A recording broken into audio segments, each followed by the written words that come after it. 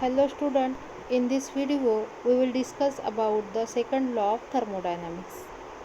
In our previous lecture we already teach about the first law of thermodynamics and its limitation, means needs of the second law of thermodynamics. Now let us discuss about the second law of thermodynamics. Work can be completely converted into heat, but heat cannot be completely converted into work without leaving a permanent change in the system or surrounding. The second law of thermodynamics has been stated in number of ways, but all the statements are logically equivalent to one another. Now discuss about the Kelvin-Planck statement about the second law of thermodynamics. It is impossible to construct an engine which operating in a complete cycle will absorb heat from a single body and convert it completely into work 100% efficiency without leaving permanent change in the working system. This is the statement of the Kelvin's Planck. Kelvin say that it is impossible. What is impossible? W is equal to Q.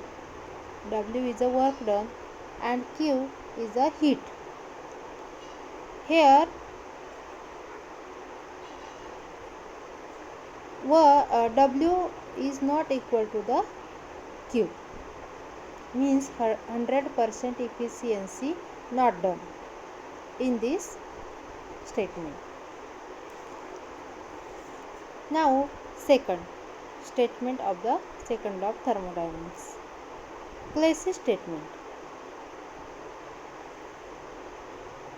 Classis say that heat flow from hot to cold body due to differences of the temperature. However, in a refrigerator, heat flow from a body at lower temperature and gets rejected to a body at higher temperature. Here heat is being flow through some outer agency. This leads Classis to state that second law of thermodynamics. What is statement? It is impossible to transfer for a self-acting machine unaided by any external agency to convert heat continuously from one body at lower temperature to a body at higher temperature. Example of Classis statement: refrigerator. In our refrigerator, heat flow from lower temperature to higher temperature, and this work done because of our electricity. Means electricity is a outer agency, and what change occur? Body get lower temperature to higher temperature because of the outer agency, means electricity. This is the statement of Classis statement. Now third statement, Thomson statement. In a heat engine, the working substance, means system, heat from hot body, a part heat absorbed is converted into work, while remaining is given to the sink cold body.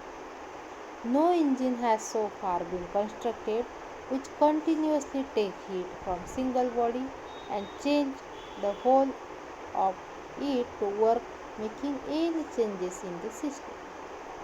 Hence, presence of cold body is necessary for converting heat into the work. This leads Thomson to state that it is impossible to obtain a continuous supply of work cooling body to temperature lower than that of coldest of its surrounding. Diffusion of a gas always takes place from a region of higher pressure to one at lower pressure until the pressure becomes uniform. All natural processes take place in one direction only and cannot be reversed. These are the statements about the second law of thermodynamics.